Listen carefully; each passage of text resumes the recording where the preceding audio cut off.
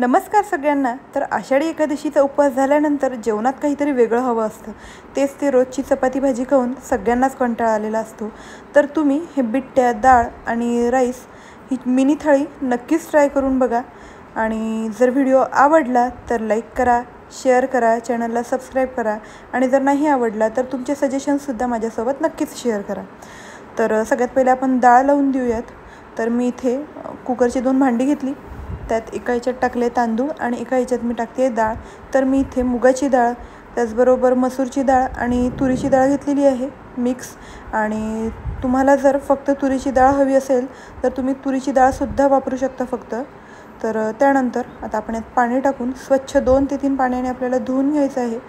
त्यानंतर आपण इथे थोडं थोडं तेल टाकूया, म्हणजे आपला जो राईस आहे तो छान मोकळा मोकळा शिजतो आणि डाळीत तेल टाकल्यानंतर डाळ पण छान शिजते। त्यानंतर आपण तांदूळमध्ये चवीपुरतं मीठ टाकून घेऊयात आणि चमच्याच्या मदतीने व्यवस्थित मिक्स करून घ्यायचं आहे आपल्याला। तर आता आपण हे कुकरमध्ये लावून घेऊयात। आपण याच्या एक 3 ते 4 शिट्ट्या काढून घ्यायच्या, म्हणजे आपली डाळ जी आहे ती एकदम व्यवस्थित शिजेल। त्यानंतर मी इथे एक भांडं घेतलेलं आहे, त्यात आपल्याला 3 वाटी गव्हाचं पीठ घ्यायचं आहे।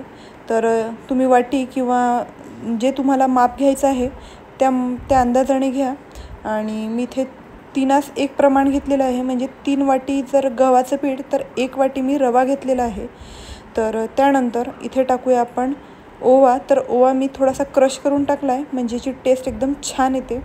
आणि त्यानंतर 2 मोठे चम्मच आपल्याला पांढरं तीळ टाकू, म्हणजेच ते दिसायला पण छान दिसतं आणि चवीला पण छान लागतं। चवीपुरतं मीठ टाकूया आणि मी इथे हळदसुद्धा टाकलेली आहे।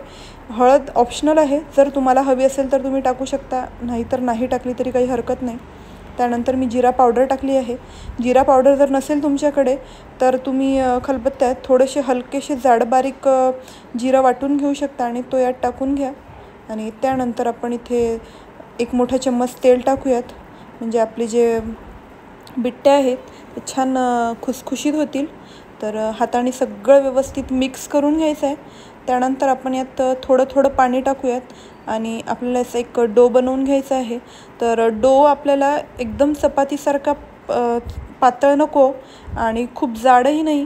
तर आपण जसं रोडग्यासाठी भिजवतो ना त्याच पद्धतीचं आपल्याला भिजवून घ्यायचं आहे, म्हणजे थोडंसं जाडच हवं आहे। जे आपण चपातीच्या पीठ मळून घेतो ना त्यापेक्षा जाड मळायचं आहे। बघू शकता थोडंसं जाडसर आहे, म्हणजे हाताने मळताना ते थोडंसं भारी जात आहे, बघू शकता। आणि आता आपण हे 15 ते 20 मिनटं असं साईडला ठेवूया, म्हणजे जो आपण यात रवा टाकलेला आहे ना तर तो छान फुलून येईल। आणि त्यानंतर आता 15 मिनटानंतर छान आपण याला एकदा परत हाताने व्यवस्थित मळून घ्यायचं आहे, म्हणजे हे व्यवस्थित स्मूथ होऊन जाईल। आणि त्यानंतर यातला एक छोटा गोळा घेते मी, बघू शकता। आणि याला थोडंसं मी ज्या पद्धतीने करते आहे ना यात त्या पद्धतीनेच करायचं आहे। तर मी हाताने थोडंसं फ्लॅट करून घेतलं आणि त्यावर भरपूर असं तेल लावायचं आहे आणि त्यानंतर हलकासा रोल करायचा आहे आपल्याला, म्हणजे आतमध्ये लेयर्स तयार होतील। आणि अशा पद्धतीने बंद करून घेऊयात, जशी आपण एखादी पोटली बांधतो त्या पद्धतीने। आणि हातानेच अशा पद्धतीने रोल करून एक सिलेंड्रिकल जसं असतं ना तशा पद्धतीचा एक रोल तयार करून घ्यायचा आहे, बघू शकता। ज्या पद्धतीने मी करते आहे ना बस त्या पद्धतीने करून घ्या, म्हणजे छान आतमध्ये लेयर्ससुद्धा येतात। तर मी इथे 4 रोल बनवून घेतलेले आहेत। आधीच मी पाणी उकळण्यासाठी सुद्धा ठेवलेलं होतं, तर पाणीसुद्धा आपलं छान उकळलेलं आहे। यात आपण टाकूया 1 मोठा चम्मच तेल, म्हणजे जे आपण रोल टाकणार आहोत ते एकमेकाला चिकटणार नाही आणि ते लगेच काढायच्या वेळेस निघून येतील। तर इथे मी 4ही रोल यात टाकून देते आणि एक 15 ते 20 मिनटं आपल्याला हे छान वाफवून घ्यायचं आहे। एक 15 ते 20 मिनटं लागतात त्याला वाफवून व्हायला। तर जोपर्यंत आपले रोल्स वाफवून होतात तोपर्यंत आपण डाळसुद्धा बनवून घेऊयात। तर डाळसुद्धा आपली छान शिजली आहे, तर आपण याला छान घोटून घ्यायचं आहे। मी इथे थोडंसं पाणीसुद्धा टाकलेलं आहे, एक अर्धा वाटी मी पाणी टाकलेलं आहे आणि छान मिक्स करून घ्यायचं आहे। छान बघू शकता मस्त अशी आपली डाळ शिजलेली आहे। तर त्यानंतर कढई ठेवूया, कढई तापवून घ्यायची आहे। त्यानंतर मी इथे 2 चम्मच तेल टाकलेलं आहे। मी तेल थोडंसं कमी टाकलं आहे यात, कारण ऑलरेडी आपले जे बिट्ट्या असणार आहेत त्या थोड्याशा तेलकट असल्यामुळे मी इथे थोडंसं कमी तेल वापरते।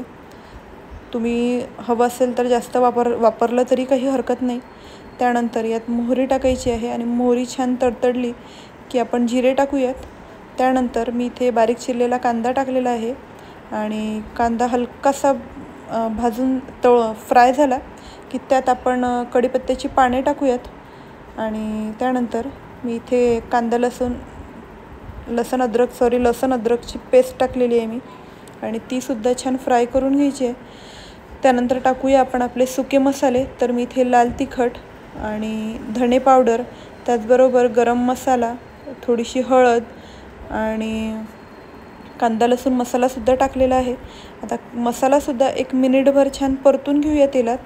त्यानंतर मी इथे एक छोटा टोमॅटो घेतलेला होता, तर तो कट करून यात टाकून घ्यायचा आहे आणि टोमॅटोसुद्धा हलकासा सॉफ्ट होईपर्यंत आपल्याला शिजवून घ्यायचा आहे.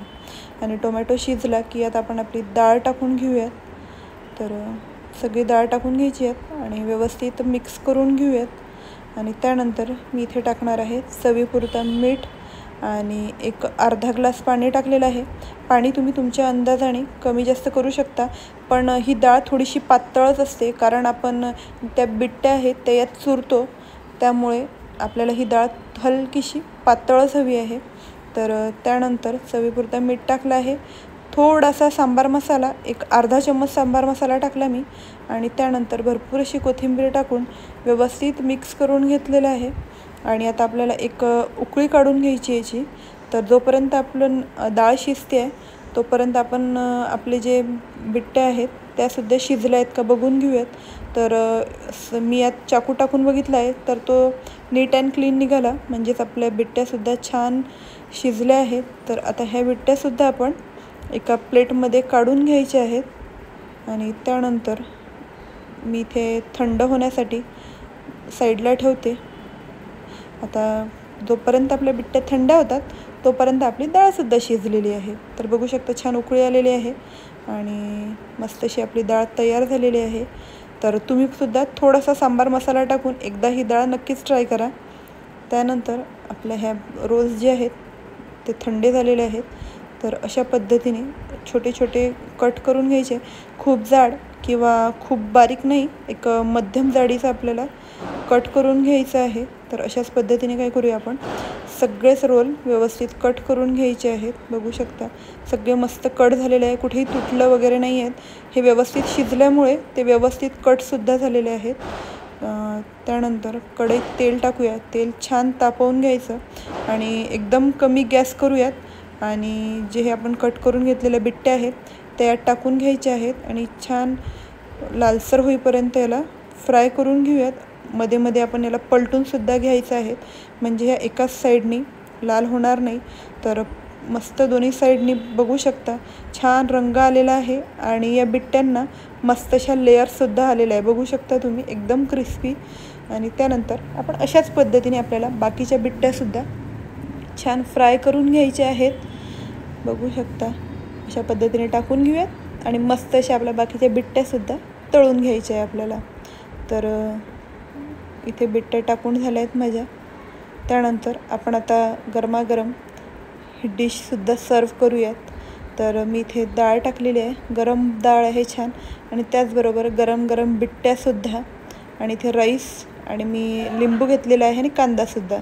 तर तुम्ही अशा पद्धतीने ताट वाढून एकदा जेवण करा, पोटभर जेवण होईल. आणि तुम्हाला हवं असेल तर तुम्ही डाळीत तूपसुद्धा टाकू शकता, चवीला अप्रतिम लागते. व्हिडिओ आवडला तर लाईकसुद्धा करा.